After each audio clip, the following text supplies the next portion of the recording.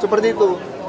Saya sangat kecewa dalam hal ini karena tadi seperti Bu Dr. Tifa, penangkapannya seperti teroris. Beliau akan melaksanakan ujian.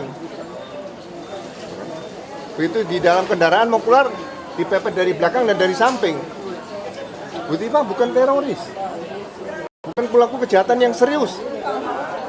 Ya, dari awal tidak ditahan.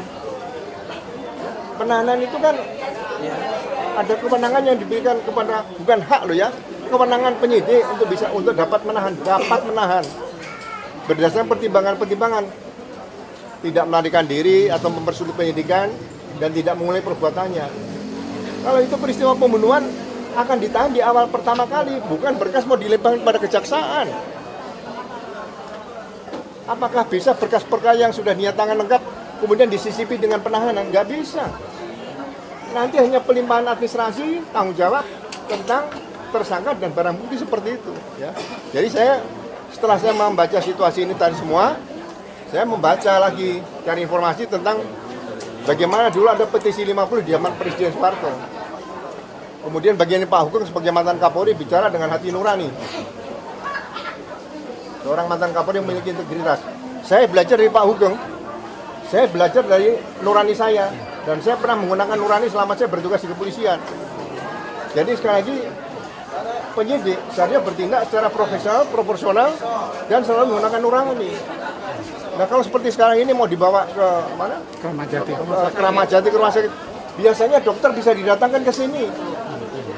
Apa susahnya? Bukan kita tidak melarang, bukan kita mengatakan saya melarang, bukan ya. Tapi kan ada etika yang bisa diatur. Ya kebetulan keduanya ini sebagai peneliti. Jadi ini yang harus dihormati, hak-hak seseorang. Saya tidak melarang, silakan. Tapi kalau misalnya mau dibawa kemana-kemana, ini tujuannya Pak. Bisa didatangkan kok. Biasanya juga ada. Seorang tersangka akan ditahan pada saat tertangkap pertama kali, mau ditahan pertama kali, dokter didatangkan. Apakah setiap tersangka 500-an, atau 400, atau 100, atau 50? Dibawa semua? 10, mau dibawa semua ke rumah sakit. Itu hal yang luar biasa. Ya, kecuali ada sakit yang memerlukan pemeriksaan laboratorium, ada penyakit dalam dan sebagainya. Ada keluhan. Itu ada permintaan dari pihak keluarga atau penasihat hukum.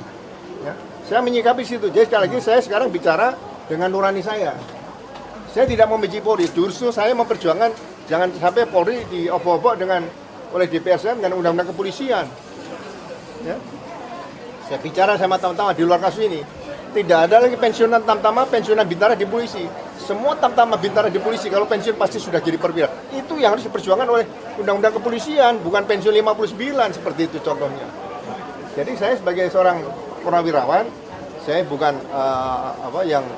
berhenti berbakti pada kepolisian.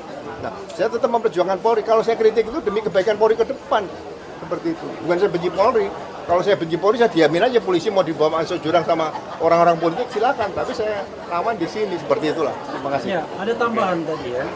Di surat kuning, surat penangkapan, alasan disebutkan karena mau ada penyerahan tahap kedua. Tidak ada kata-kata bahwa mengulangi perbuatan dan lain sebagainya. Kalau kita bicara hukum itu apa yang tertulis. Kalau misalnya alasan penangkapan adalah penyerahan tahap kedua, kami sudah bilang, kami akan kooperatif. Kapanpun diundang untuk penyerahan tahap kedua, kita akan patuhi. Dan tidak ada indikasi apapun, niat apapun, kalau baik Mas Roy maupun Dr. Tifa mau melarikan diri, menghilangkan barang bukti. Mereka kooperatif kok. Mas Roy itu udah 30 kali wajib lapor, bayangkan. Dan mereka lakukan itu. Karena itu, kalau kita pakai nalar dan logika serta hati nurani sebagaimana dikatakan Pak Ugro tadi, tidak ada alasan untuk menangkap. Apa coba alasan untuk menangkap? Kecuali tadi ada indikasi untuk melarikan diri, ada indikasi menghilangkan barang bukti dan lain sebagainya dan lain sebagainya. Oke. Dan tambah satu lagi sedikit ya. Saya tadi secara informal tanya sama Mas Roy Suryo. Mas, biasanya orang akan ditangkap itu, siapapun dia yang ditangkap, itu diberikan penjelasan dulu, alasan penangkapan, surat perintah penangkapan, administrasi penangkapan itu harus dilengkapi. Saya tanya, ada nggak P21 disampaikan? Mas Roy sepintas membaca, P21 sudah diterbitkan tanggal 30 April 2026. Menurut pedoman Kejaksaan Republik Indonesia, bab 3, ya kan? Kalau nggak salah di angka 45.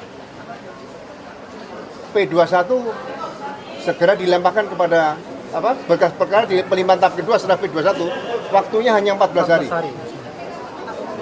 Ini mohon maaf kalau saya salah, itu nomor angka 43 atau 45 di situ sebutkan.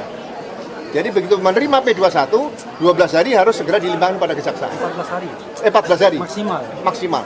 Kalau lebih dari itu, jaksa harus mengembalikan SPDP dan berkas perkara yang ada di jaksa kepada pihak penyidik. Itu saja. Ini secara eksplisit diatur dalam Pedoman Kejaksaan Republik Indonesia nomor 1 tahun 2026 dan itu saya pertanggungjawabkan seperti itu. Oke. Ada lagi pertanyaan? Bang Raffi, negosiasi di dalam seperti apa untuk nanti akan dibawa ke rumah sakit? Ini terus terang ya. Kami minta sama-sama kooperatif kita ya, dan juga teman-teman wartawan, teman-teman media. Kami tidak menutup akses informasi karena itu boleh ditanya apapun pertanyaannya yang kita jawab. Dan tadi kita negosiasikan, yang kami keberatan adalah mereka seolah-olah dipamerkan menggunakan rompi orange. Dan kita menganggap itulah pesanannya, maaf kata ya, itulah pesanannya yang kemudian diglorifikasi oleh pihak yang tadi juga press conference dan lain sebagainya. Karena itu kami tidak mau, ya, dari awal ketika mereka misalnya mau dikenakan rompi orange, mau masuk tahanan, dan kami nggak mau.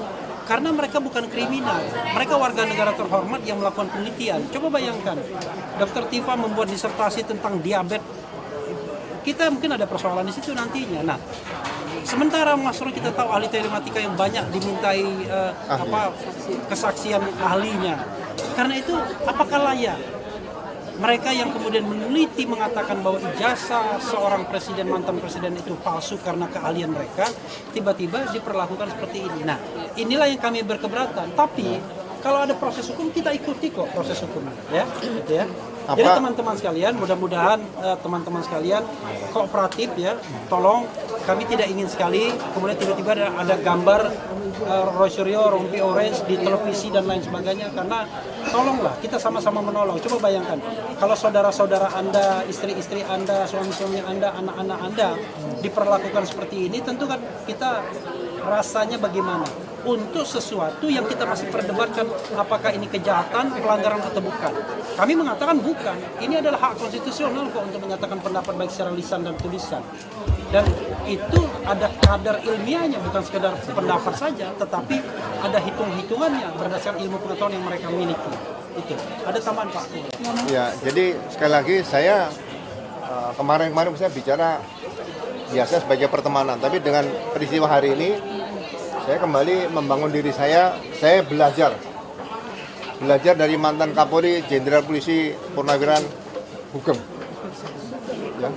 Beliau tidak menandatangani petisi 50 yang digagas waktu itu Jenderal Abdul Haris Nasution karena menolak dua fungsi ABRI. Ya. Beliau tetap berintegritas, tapi beliau tetap berteman baik dengan Jenderal Abdul Haris Nasution dan tetap menunjukkan integritasnya sebagai mantan Kapolri. Saya kebetulan mantan Wakapolri dan sekali lagi saya bicara dengan nurani. Pak Hugeng juga bicara dengan nurani. Jadi saya tidak akan jauh-jauh meninggalkan karakter yang dibangun oleh nurani seperti Jenderal Polisi Purnawiran Hugeng yang pernah menjadi Kapolri saya. Ya. Saya belajar dari Pak Hugeng, menurut saya tidak salah. Itu saja. Oke ya, tolong ya teman-teman ya, tolong sekali ya. Jadi kami sudah press conference, hak kawan-kawan sudah kami penuhi, tapi tolong kamera dan handphone tidak diarahkan kepada mereka, biarkan mereka kemudian diperiksa, ada mobil yang tahanan yang akan datang ke sini, dan tolong teman-teman patuh pada kode etik kita ya. Dan kita harap kalau bisa negosiasi, bisa dokternya didatangkan sini lebih bagus menurut saya, nggak ada masalah. Ya. Oke, cukup. Ya, betul ya. Ya, makasih ya kawan-kawan ya. Oke, teman-teman sekalian sini, kawan-kawan semua nih, kawan-kawan semua, halo, sini. Gini, kita minta ya kawan-kawan semua tidak ribut di sini, dan kami berharap bahwa tidak ada